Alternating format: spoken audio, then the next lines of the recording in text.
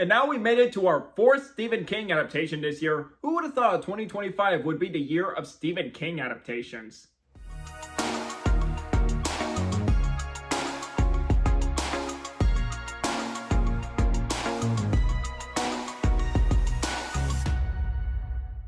Hey movie buffs, I'm Jack Benner and welcome to my review of The Running Man. And also opening night, I got a poster.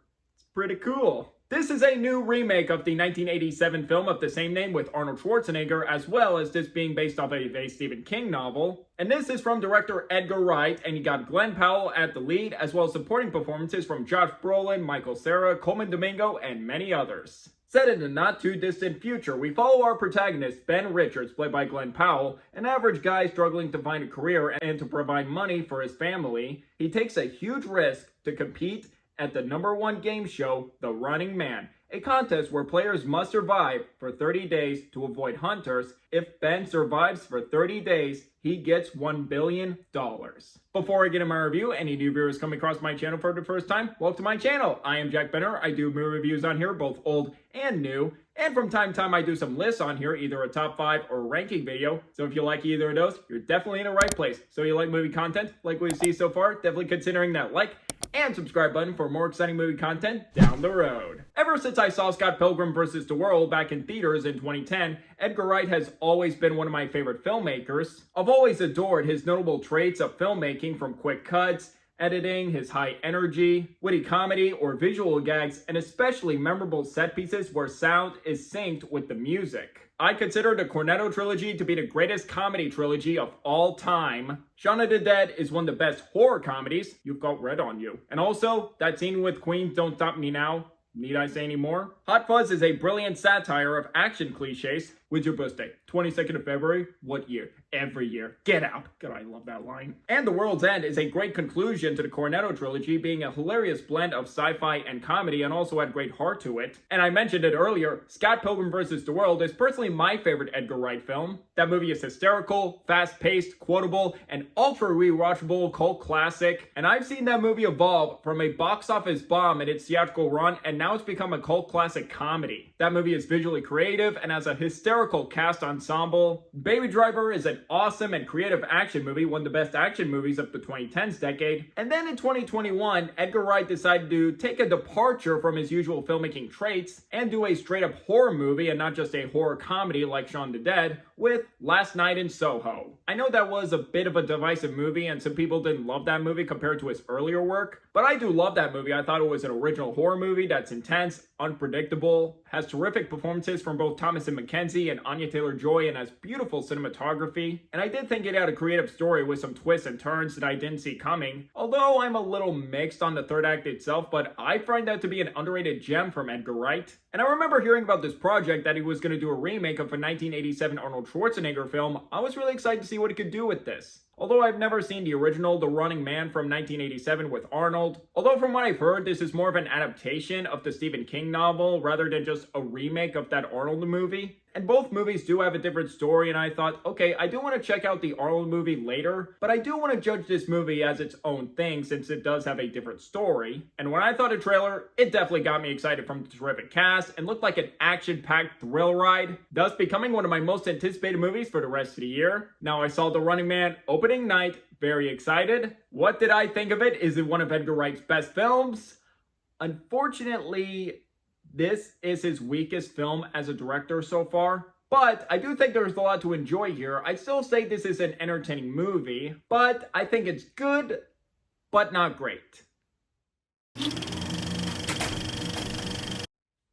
First thing to praise, the performances across the board are fantastic. For the past few years, Glen Powell has been one of the most charismatic actors working today. In both action and comedy, ranging from Top Gun Maverick, Twisters, and Hitman, he's especially great in. In The Running Man, it's no exception. As he continues to excel with his leading man chops, he delivers on his commanding action presence with his charisma, energy, action star skills, and gravitas. And I did sympathize with him at the start of the film, with him struggling with his anger issues, which is why he's been blacklisted from getting work. Living in the slums with his family, although maybe a basic, but I did think it was a believable motivation with this character and Glen Powell's performance. And also, he does wear a disguise later in the film, and I did get a kick out of that, reminding me of his characters in Hitman and different disguises like Patrick Bateman that I thought was hilarious. Seriously, go to Netflix and watch Hitman. That movie's such a good time. All pie is good pie. And watching this movie, I'm always excited to see Glen Powell in any movie nowadays. He is just oozes charisma and energy in every movie he's in. I really like him as an actor. And we also got strong supporting work from William H. Macy, Katie O'Brien from Love Lies Bleeding, and she was also in Twisters. And that reminds me, Twisters was such a blast of a movie, was a box office hit, and received positive reviews from critics. And I don't hear that many people talk about it nowadays. Like, what the heck? That movie's a blast. James Lawson, who you remember was in Sinners earlier this year, she plays Glen Powell's wife in the film. And she does a good job in this role, providing the emotional weight for Glen Powell's character for this movie. Michael Cera gives an entertaining performance with his limited screen time. And now that I've said that, we finally got a Scott Pilgrim reunion 15 years later. Yes. And Amelia Jones, who pops up later in the film, she was in Coda, giving a fantastic performance in that movie. And she does a good job here, and plenty of really good acting from her. And if I were to give you two supporting standouts in this movie, first one, Josh Brolin. Brolin does an excellent job relishing the role of a sleazy and manipulative showrunner who selects Ben for the show. And there were just many moments in this film where Josh Brolin does such a good job at playing this douchebag. There were just some moments where I'm just really hoping for Ben Richards to just punch that douchebag in the face. And now to my favorite supporting performance in The Running Man. That goes to Colman Domingo. And he is just so amusing as this larger-than-life host of The Running Man. And it was such a treat to see Domingo be so funny and charismatic at chewing the scenery every time he's on screen. And Colman Domingo, he's always terrific in any movie. And to give you a reminder, go watch Sing Sing. That was one of the best films of 2024. He was magnificent in that movie. I would have preferred if he won Best Actor, but I do love Adrien Brody in The Brutalist. But Colman Domingo, he is such a tremendous actor, and if you want proof, go watch that film. And this isn't the only Colman Domingo film we're getting this November. As recently confirmed, he is voicing the Cowardly Lion in Wicked for Good. Hell yeah, I'm excited. And to take away from this, Colman Domingo makes any movie better for me. As for Edgar Wright's direction, I'd say he did an admirable job with this film. From the top-notch production design and making the future immersive with the look of the game show or the grimy slums, along with the slick cinematography and strong effects. As for the action throughout, it is quite thrilling. And in any situation Ben gets involved in, Edgar Wright still does a great job building tension of what's going to happen, who could hunt him down, or is he safe. They're all very well crafted and exciting to watch. And if I were to choose my favorite action scene, it would go the one with Michael Cera in his house, where he uses these Home Alone traps against these hunters. That was great. And as for the story, it is set up pretty well in the first half of this movie where I was invested, sympathizing with our protagonist with his story and motive why he's on The Running Man, how the show works and throughout history, and that there has never been a contestant to survive for 30 days to increase the stakes. And it does a great job establishing what will happen if one wins and what's at stake here, as well as setting up some interesting intrigue involving the company and their nefarious ways, how they use their ways to manipulate others. That I really liked.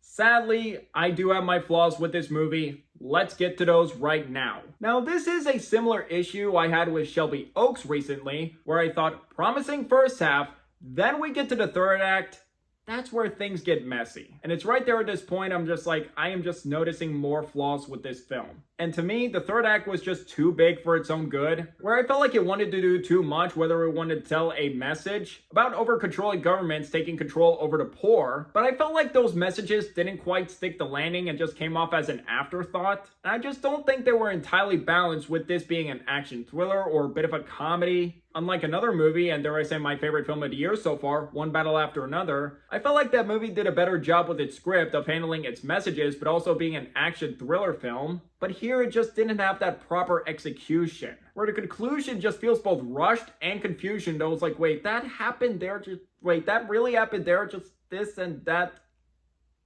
I'm lost. Plus, it gets quite predictable, and at one moment with a villain, I just thought, yeah, I know you're trying to manipulate him, but no, there is no way I doubt that, no. Don't trick me. And one issue that hugely underwhelmed me Edgar Wright's direction, although strong here, it did feel a bit restrained. I just didn't always get that signature Edgar Wright style direction here. I felt like that style would have been well suited for this high stakes story and being a thrilling film, but it just felt a bit standard where I didn't get that always like quick cuts or witty humor. It just almost felt a bit standard, like any other person could have directed this movie. And if I never knew Edgar Wright directed this movie, I would be shocked. I just thought someone else directed this film and just like directed by Edgar Wright. I was like, really? Edgar Wright directed this film? I could barely tell he directed this. I felt like maybe he took back his style to maybe tell a more character-driven story and maybe tell a more gritty story here. I could probably understand that, but I felt like one of his films, Baby Driver, had a better balance of being a character-driven story as well as having his signature style. Still say it was a funny movie, but wasn't quite laugh out loud hilarious as I was expecting, like the Cornetto trilogy or Baby Driver I also thought was hilarious. And also there were some actors that were quite underused in this film. Like William H. Macy is only in this film for 5 minutes and he has like second billing in this film. And Amelia Jones does have well acted scenes in this film, but how they ended her character just like abruptly, it was just like, let's be done with this character. It was like, that's it? That's all you do with her?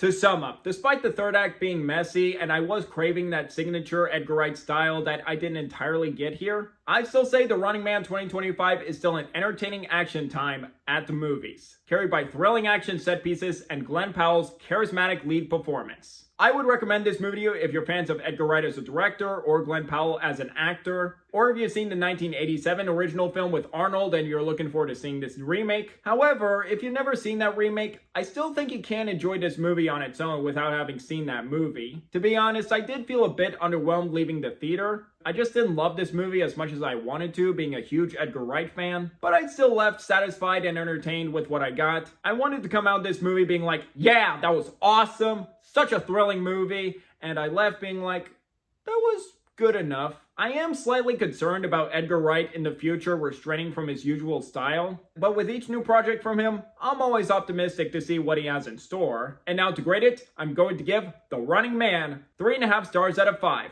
a B. Do check out this movie this weekend, I'm looking forward to hearing what your thoughts are. And I think it's a solid addition from Edgar Wright, even if I think it's his weakest film to date. And 4 Stephen King films this year and how I would rank them. Number 4 would be The Running Man. Number 3, neck and neck with The Monkey. Number 2, The Life of Chuck, great movie. And number 1, the best Stephen King film of 2025 would be The Long Walk. Man, that was such a tough movie to watch, but a great one. And now with The Running Man, I am going to give you my Edgar Wright directed films ranked. Number 7, that's where The Running Man is. Number 6, Last Night in Soho. Number 5, Baby Driver. Number 4, The World's End. Number 3, Hot Fuzz. Number 2, Shaun of the Dead. And number 1, Scott Pilgrim vs. the World. And that's my ranking of Edgar Wright directed films, and what would be your ranking in the comments below? So I would like to hear from you guys. What do you guys think of The Running Man? If you've seen it, do you agree, disagree with my review? Or if you haven't seen it, are you interested in seeing the film or not? Let me know down below. Did you enjoy hearing my thoughts on this movie? You want to see more reviews like this in the future? If yes, please hit that like and subscribe button if you're new here. And don't forget that notification bell for my next upload in the future. It really means a lot. My social media links will be in the description down below. You can find me on Instagram and TikTok. And if you'd like to see my written reviews, I do have a letterbox, so if you'd like to follow me on there as well. And until the next video, I'm Jack Benner, and look forward to another movie review.